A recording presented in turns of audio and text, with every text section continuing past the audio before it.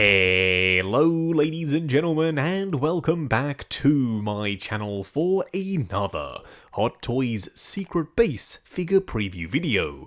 Now before we begin, I have to say a massive thank you as always to Ryan Kirkwood for going out in person and snapping these glorious high-res pics.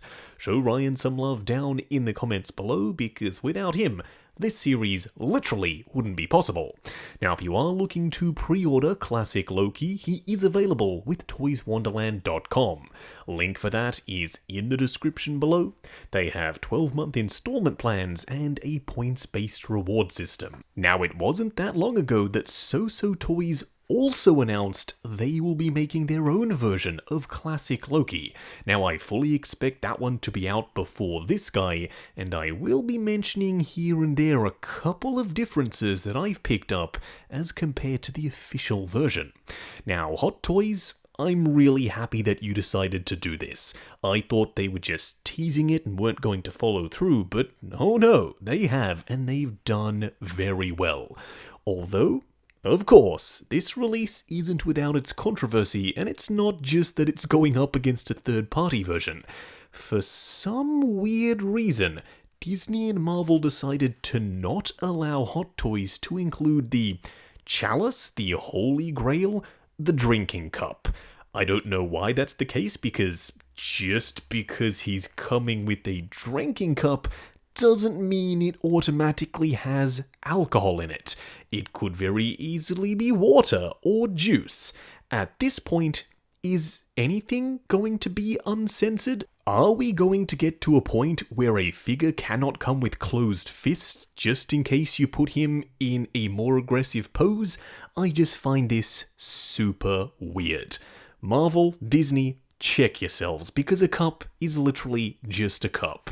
Now, even though Cupgate is a thing, he still comes with a decent array of accessories, including a battle-damaged helmet, which, by the way, looks absolutely stunning and filthy.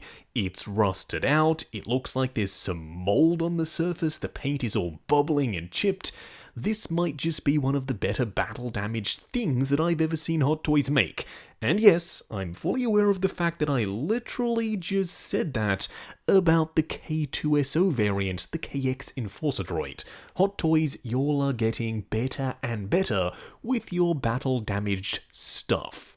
Now, this is one that I really didn't expect him to be coming with, but he comes with Throg, the frog version of Thor. We kind of see him as the camera pans up from below ground in this little container trying to get to Mjolnir, and that's exactly what they've given us here.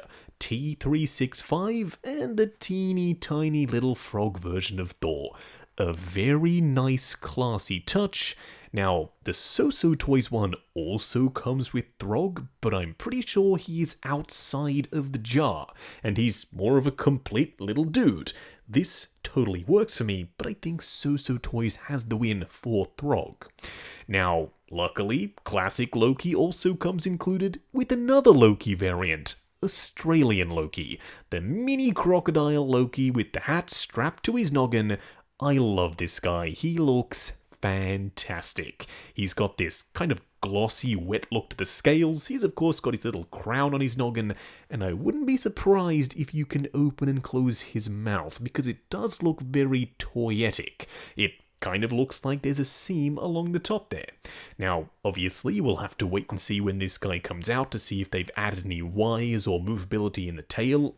I would love to see that, but I'm just going to assume it's going to be a static piece, just like all of the other animals Hot Toys have made previously. Loki also comes with a bag. It looks very clean. It's got a green strap, and it's got a zip up the top. It's very straightforward, there's not much else that I can say about it. Now, he does come with a very classy hexagonal base, with the silhouette of him in the background, with the TVA clock there as well. One other area where the So Toys figure takes the win is the boots. This guy's boots look great, but they are sculpted. They are literally one solid hunk of plastic. That means you pretty much won't get any ankle articulation whatsoever. So Toys went for the split cut boot design. I'm a huge fan of the split cut. I know some of you aren't, but that's another point of difference between the two versions of Loki. There is a ton of texture here. I love the wrinkles. I love the dirt and grime and speckling on the surface. But seeing as they're one solid piece, yeah, I personally am not a huge fan of that. The outfit, though, I am a huge fan of. It's very straightforward and it's all fabric. That means we can go crazy with the posing and not have to worry about creasing or damage over time. I am hoping they tighten up the area where his trunks are because it looks a little bit baggy and there are a ton of wrinkles there, but we'll have to wait and see for the final product. Now, he does have a couple of sections that extend up from the belt, up the torso, onto his shoulders, where it appears they've used pleather. I'm okay with that choice as long as number one, it's sturdy and durable, and number two, it doesn't impact articulation. It seems as though the main body of the suit is that stretchy fabric that I was just ranting about how good it is, and it's just those accent pieces that are made of pleather. Interestingly enough, his gloves aren't sculpted. They've sculpted the hand, but then the portion that goes onto his forearm is fabric. I would have assumed, just like the boots, they would have gone for a sculpted material, but this is fine as well. The color is slightly different between the hand and the gauntlet piece, if that's what you want to call it, but it is that stretchy spandex fabric, so it matches the aesthetics of the rest of the suit. Now, he does come with 2 green energy effects, and they look great. No complaints here from me. But by far the best part of this figure is the head sculpt. Technically, though, he does come with 2, but it's more of a swap-out faceplate. This looks stunning.